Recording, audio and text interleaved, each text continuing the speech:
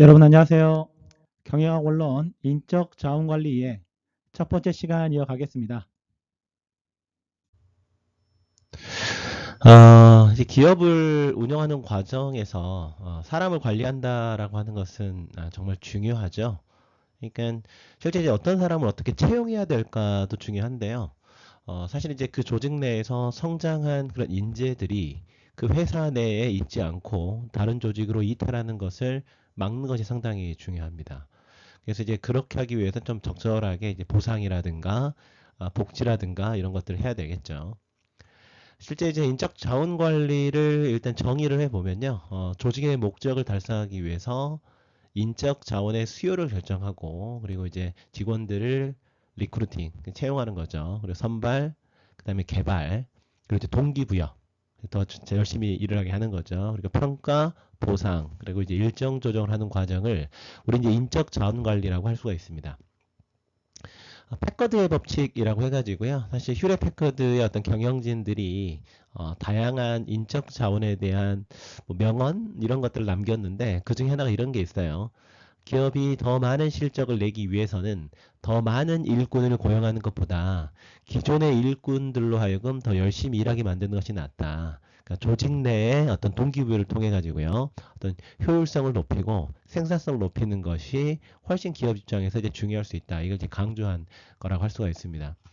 이렇게 이제 인적 자원 관리의 역할이 성장하고 있는 이유가 사실은 이제 그 서비스 산업이라든가 하이테크 제조업이라든가 이런 이제 업종들의 경우에는 이 기술 자체가 좀 이제 고도화되어 있잖아요. 그래서 그런 이제 고도의 기술을 보유한 직원들이 지속적으로 채용이 되고 개발이 돼가지고 조직 내에 있어야 조직이 이제 굴러갈 수 있기 때문에 이제 그런 거죠. 인적 자원 관리 활동은 이렇게 이제 그 5개의 영역을 볼 수가 있습니다. 확보 활동, 개발 활동, 보상 활동, 유지 활동, 조정 활동으로 볼 수가 있는데요. 일단 이제 인원을 확보를 해야 되겠죠. 그래서 조직의 일원으로서 우수한 인력을 어떻게 확보할 거냐, 인적 자원 관리 활동의 주요한 그런 이제 업무라고 보시면 좋을 것 같고요.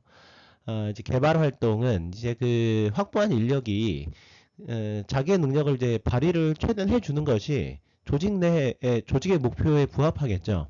그렇게 하기 위해서는 뭐 교육도 시키고 스킬도 개발하고 훈련도 시켜가지고 종업원들의 잠재력을 어떻게 개발해 나갈 거냐. 그리고 결국은 이제 이 안에서 뭐 경영진이라든가 뭐 이런 이제 임원진까지 이제 그 선발이 될 수가 있겠죠.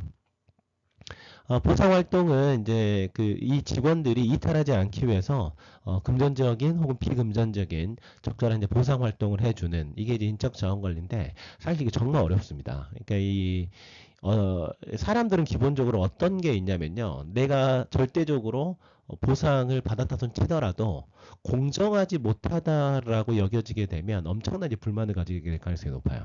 그러니까 이 보상 활동도 어떻게 설계하느냐가 상당히 중요하죠. 뭐 예를 들어서 내가 보너스 1,000만 원 받은 이게 중요한 게 아니고 내 옆에 사람이 2천만 원 받았는데 나는 왜 1,000만 원밖에 안 주지? 여기에 대한 불만이 생기는 거예요. 그래서 이런 이제 보상이 얼마나 구체화되어 있고 측정 가능하냐 이게 상당히 중요하고요.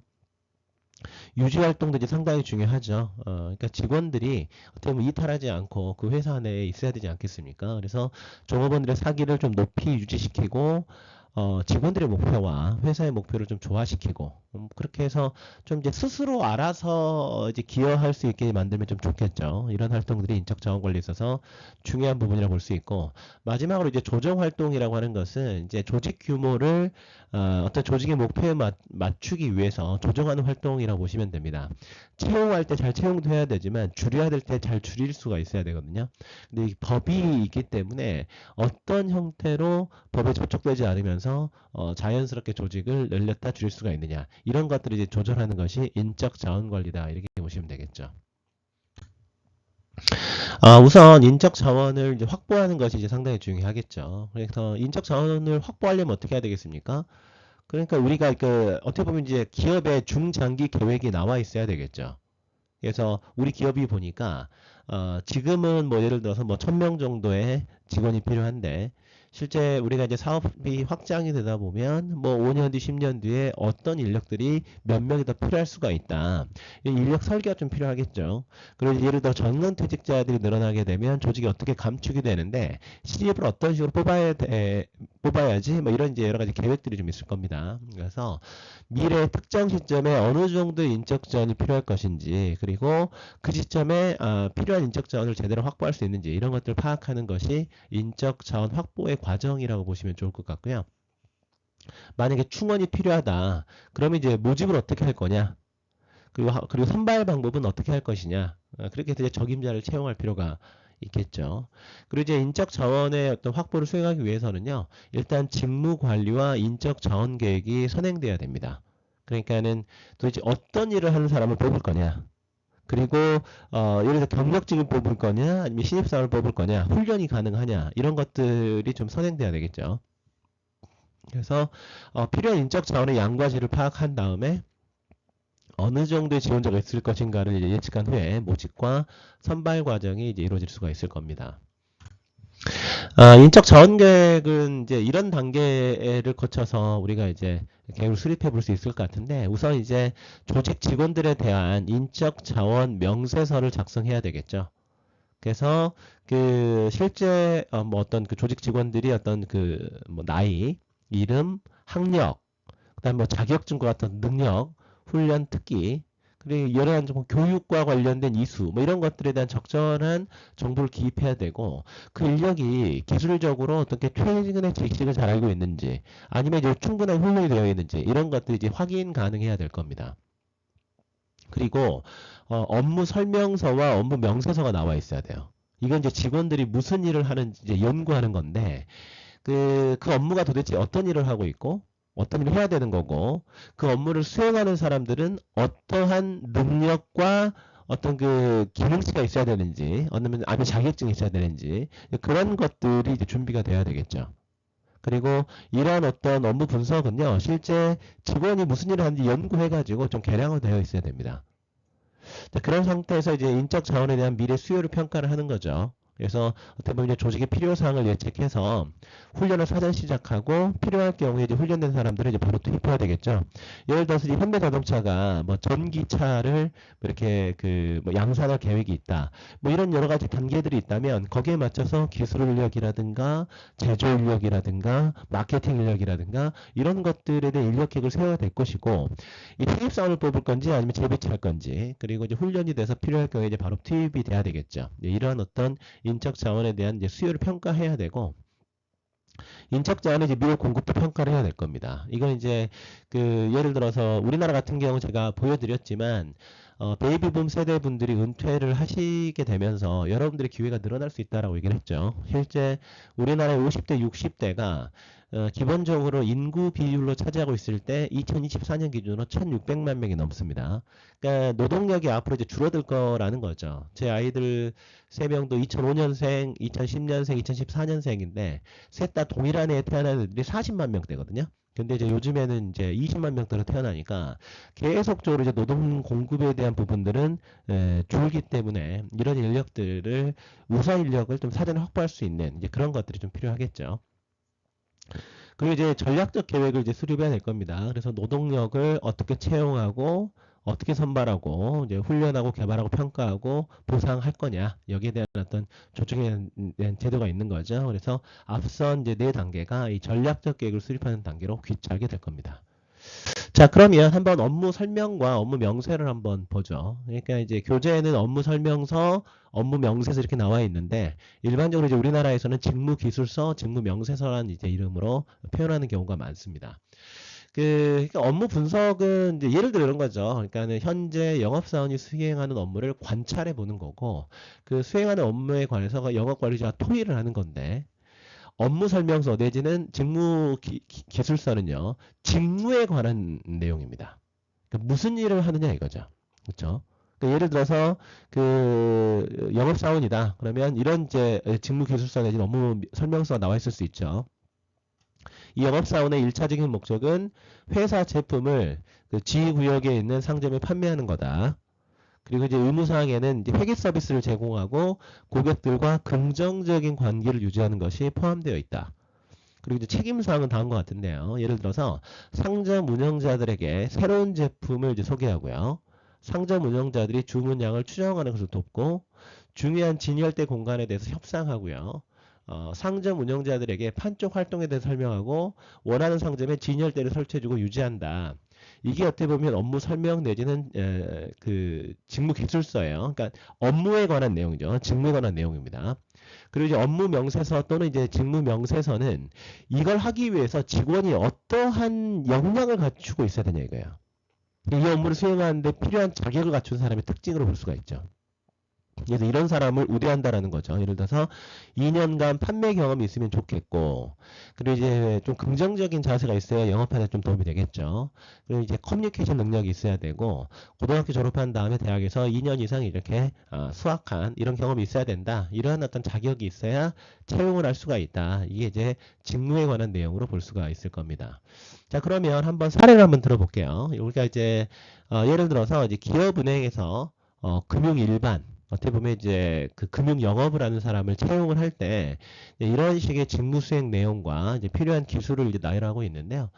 SS 기반 채용 직무 설명 자료를 보니까 이제 이런 자료들이 있더라고요. 자, 일단은 IBK 은행이 어떤 은행이냐가 나와 있습니다. 주요 사업은 기업 및 개인 금융, 그리고 중소기업 사원 일체 이런 것들을 이제 지원하고 있고, 이 금융 영업의 핵심 책무는 고객을 창출하고 고객을 상담하고 고객에게 제안하고 협상하고요. 고객을 관리하고 거래 약정 심사, 금융 소비자 보호, 이게 핵심 책무죠. 그래서 직무 수행 내용을 보게 되면 이런 내용들이 정리가 되어 있습니다. 그래서 고객을 이제 창출하는 게 직무수행 내용 중 하나라는 거죠. 그러니까 업무 명세로 볼 수가 있을 겁니다. 그래서 어떻게 보면 이제 채널을 통해 가지고 고객 정보를 수집 분석하고 이제 가망 고객을 선정을 해가지고 이제 상담을 준비하는, 이게 이제 고객을 창출하는 방법일 거고요. 고객 상담하는 업무도 이제 직무수행 내용이죠. 그래서 고객의 어떤 그 상황에 대해서 충분히 듣고 고객 니즈를 잘 파악을 해가지고 본인의 금융 지식과 자료에 근거해서 해결 방안을 제시하는, 그러한 상황에서 이제 금융상품을 선택해가지고 알리고요. 가입할 수 있도록 좀 이제 조언을 해주는 거죠. 그리고 이제 고객을 관리하고요. 그리고 이제 그 다음에 이제 법률 및 내부 규정에 따라서 거래가 적절하게 이루어졌는지 파악을 하고, 금융소비자를 보호하고요. 그 다음에 이제 데이터를 활용을 해야 된다. 이러한 것들이 그 금융 영업에 있어서 필요한 직무수행 내용으로 볼 수가 있습니다. 자, 그렇다면 자, 그 다음에 이제 필요한 지식, 기술 이런 것들이 이제 나와 있는데, 어떻게 보면 이제 실제 이제 이런 걸 해야 되는 사람이 어떠한 지식이 필요하고 기술이 필요하고 태도가 어때야 되느냐, 이런 것들을 이제 정리를 하고 있는 거죠. 이제 그래서 이런 사람이 필요하다. 그래서 금융상품이라든가 판매 절차라든가 고객 상담 프로세스 뭐 이런 것들을 정확하게 지식적으로 이해하고 있어야 되고, 그다음에 기술이 있어야 되겠죠. 예를 들어서 이제 커뮤니케이션 능력이 있어야 될 겁니다. 그래서 고객과 대화를 통해 가지고 말을 이끌어내고요. 그리고 이제 기본적으로 이제 고객의 상황을 본인 스스로가 충분히 털어놓게 만드는 이런 거라고 보시면 좋을 것 같아요. 실제 그 금융 영업 쪽에 일하시는 분들 보면요, 은행 PB님들 있죠. 여자분들이 많으세요. 왜 그러냐면 그 지식적으로는 남녀가 뭐 이렇게 큰 차이가 없겠지만 커뮤니케이션 능력은 정말 차이가 많이 나거든요. 그러니까 남자 PB들이 별로 없는 이유 중에 하나가 자꾸 이제 남자들의 성향 중에 하나가요, 논리적으로 부딪히려는 성향이 있어요. 그러니까 그 사람을 설득하는 것이 논리적으로 이기는 게 아닙니다. 예, 그 사람이 하는 말을 충분히 듣고 경청해주고 충분히 인정해준 다음에 내가 가지고 있는 논리를 그 사람이 기분 나쁘지 않게 전달하는 과정이 상담인데, 이걸 이제 이해하지 못하고 그냥 너는 틀렸고 내가 하는 말이 맞아. 왜? 내가 훨씬 더 똑똑하고 지식적으로 알고 있으니까. 이런 자세로 이제 고객이랑 상담하게 되면요, 기본적으로 상당히 많이 깨집니다. 근데 남자 PB들이 좀 이런 성향들이 있어가지고 사실 이제 은행 PB라든가 이런 분들 보면 좀 여자분들이 많은 그런 경향은 있다. 이렇게 좀 알아두시면 좋을 것 같고요. 그리고 직무수행 태도는 이제 고객 중심 마인드가 필요하고, 당연히 컴플라이언스 기준을 준수해야 되고, 적극적 마케팅 노력이 필요하다. 그리고 이제 소통하려는 자세, 이런 것들이 필요하다. 이런 것들이 나와 있네요. 자, 자, 그렇다면 우리가 이런 업무를 어떤 식으로 이제 분석해야 될 거냐. 이거 분석해가지고 이제 업무 명세서 같은 것들을 만들어야 되지 않겠습니까? 그래서 이제 업무를 분석하는 방법은 관찰법, 면접법, 질문지 방식, 체험 방식, 일지법 이런 것들이 있는데 각자 다 장단점이 있습니다. 그러니까 이제 관찰법은요, 일단 업무 분석자가 업무 수행자의 작업을 직접 관찰해가지고요, 업무 내용이 어떤 거고, 업무 수행은 어떻게 하고, 그리고 이제 작업 조건을 어떻게 하는지, 이러한 이제 정보를 획득하는 방법입니다. 아무래도 간단해서 사용하기 쉽겠지만, 사실은 이제 일이 복잡하거나 업무 수행 시간이 길다, 그러면은 좀 이제 관찰하는데 한계가 있으니까, 이제 정확한 자료 수집이 곤란할 수 있겠죠. 면접법은요, 그러니까 업무 분석자가 해당 업무를 수행하는 사람과 이제 면접을 해가지고 업무를 분석하는 방법입니다. 업무를 좀 이제 정확하게 파악할 수가 있는데, 다만 이제 업무 수행자가 아무래도 본인한테 좀 유리하게 대답하지 않겠어요? 그래서 좀 부정확한 정보를 제공할 수 있는 이런 단점이 좀 있죠. 이제 질문지 방식은요, 일단 업무 수행자에게 이제 개량화되어 있는 이제 질문지를 나눠주고 작성 기입하게 하는 겁니다. 그러니까 이제 많은 사람에게 한꺼번에 나눠줄 수가 있겠죠. 그래서 비교적 단시간에 많은 정보를 넣을 수가 있어서 효율성이 높지만 업무 수행자에게 뭐 정확한 보상이 가지 않으면 이거 정확하게 답할까요? 사실은 좀 이제 성의 없게 답할 수가 있으니까 이런 문제점이 벌어질 수가 있습니다. 그리고 이제 체험 방식은요, 업무 분석자가 기본적으로 이제 직접 업무를 수행해보고 이제 자신의 경험에 의해서 이제 자료 수집하는 방법인데 아무래도 이제 직접 해보는 거니까 좀 정확하고 상세하고 뭐 생생한 정보를 얻을 수가 있겠죠.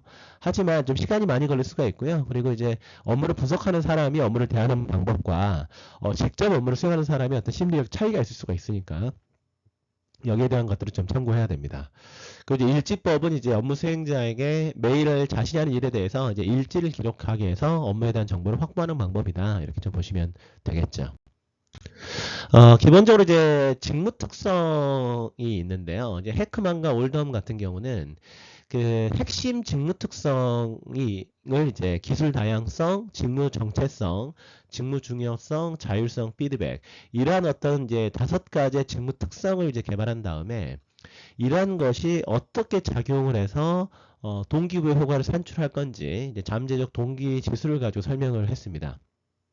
그래서 기술 다양성, 직무 정체성, 직무 중요성은 이제 의미감, 본인의 어떤 일에 대한 의미감을 주고 이게 이제 작업 동기 향상이라든가 성과 향상이라든가 직무 만족 내지는 이제 이직 결근 감소 이렇게 이제 개인과 직무 성과로 연결이 된다 이렇게 좀 봤고요. 자율성을 어느 정도 주냐에 따라서 이제 책임감을 가지게 할 수 있고 이게 이제 개인과 직무의 어떤 성과와 연결이 될 수 있습니다. 적절한 피드백은 결과인식을 잘하게 만들어 가지고요. 이제 다행히 이제 개인 및 직무 성과에 영향을 줄 수가 있겠죠. 자, 그러면 이러한 어떤 변수들이 어떤 걸 의미하는지 좀 살펴보면요. 이 기술 다양성이라고 하는 것은 이 직무를 수행하는 데 있어서 요구되는 기술의 종류 수를 이제 의미하게 될 겁니다. 그래서 어떤 다양한 기술, 지식, 특기 등을 의미하겠죠. 그래서 기술의 다양성이 어떤 높은 직무는 한 개인이 수행하는 직무의 폭이 이제 넓어지게 될 겁니다. 그러니까 예를 들어서요, 이제 금융권의 어떤 금융 영업을 하는 PB다. 그러면 예를 들어서 대출 종사자들은요, 대출만 하는 경향이 있어요. 그래서 대출에 대한 업무는 잘 알지만 다른 업무는 잘 모릅니다.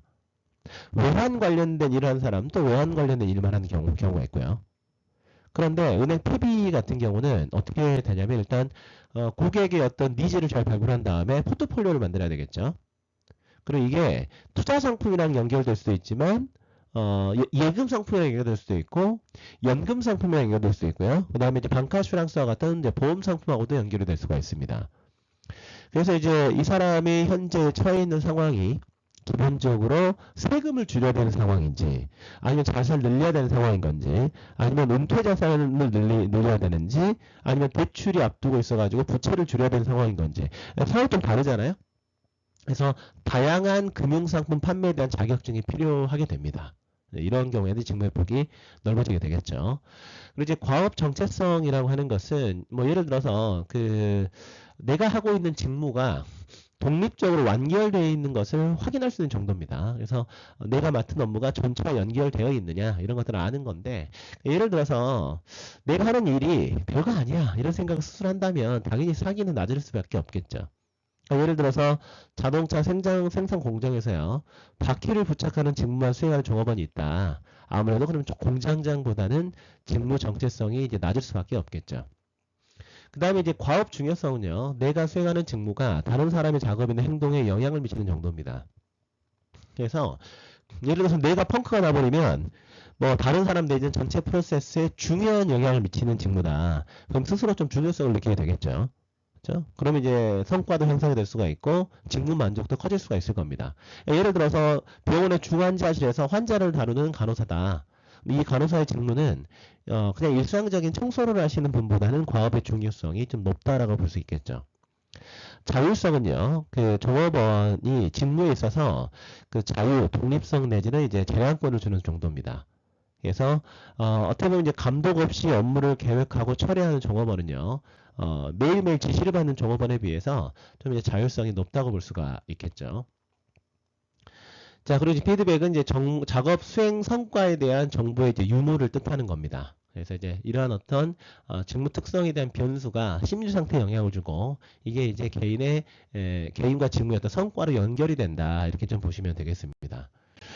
자, 그리고 이제 우리가 직무를 이제 설계하게 되는데요. 자, 업무 평가를 지속적으로 수행하다 보면 조직 구성원들이 담당하고 있는 직무의 범위에 대해서도 좀 다양하게 이제 평가를 하게 됩니다. 그래서 기본적으로 이제 다양한 직무 설계 개념을 이제 고려하게 되는데요.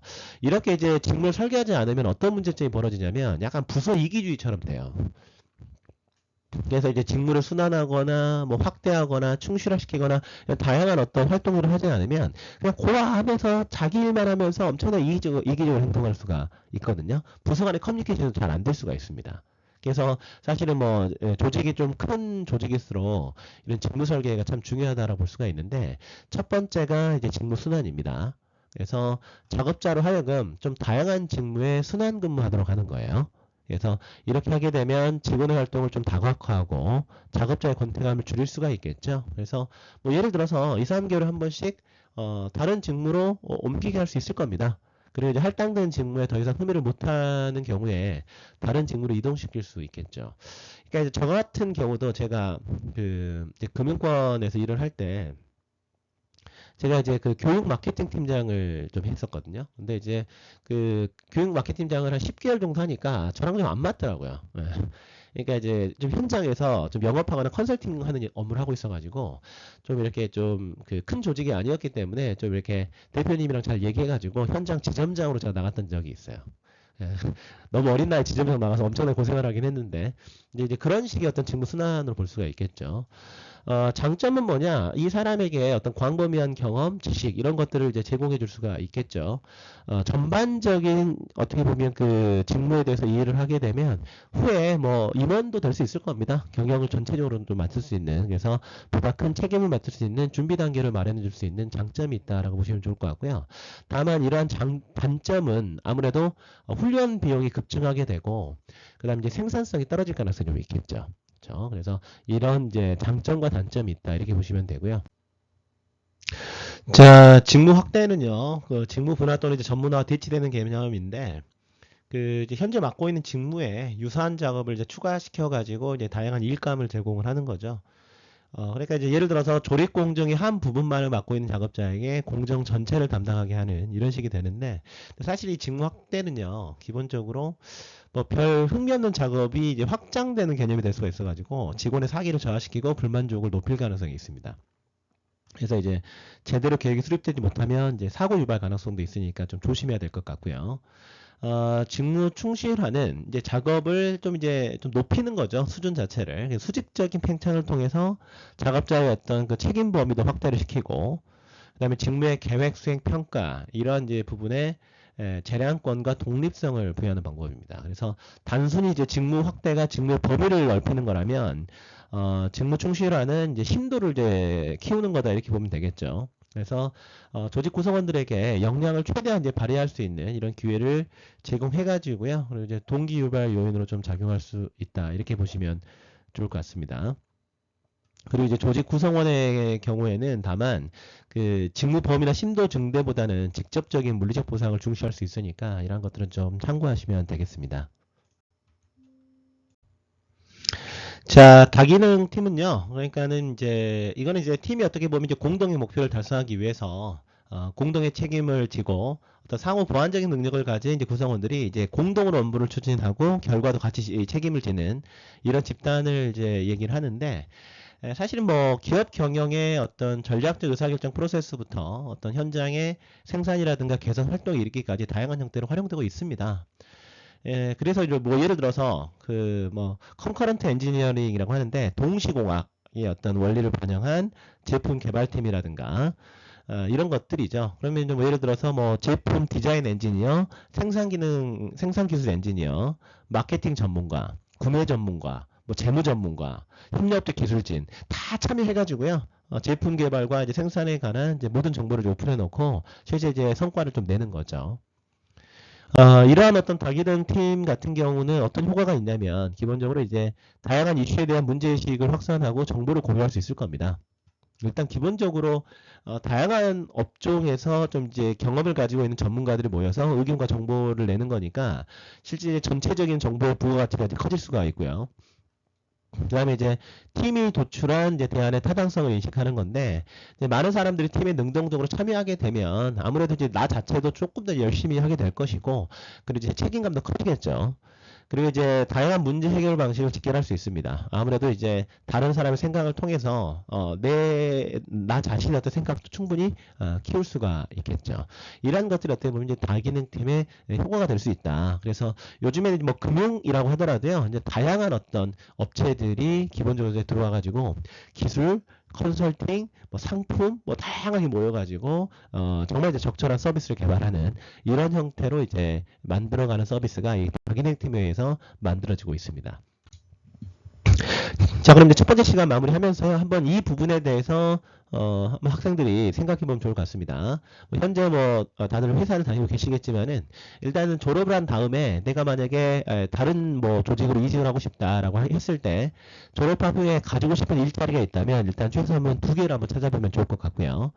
한번 채용 공고를 확인한 다음에 각 광고에서 구체화되어 있는 자격증 목록을 한번 작성해 보면 좋을 것 같습니다. 자, 첫 번째 시간 마무리하겠습니다.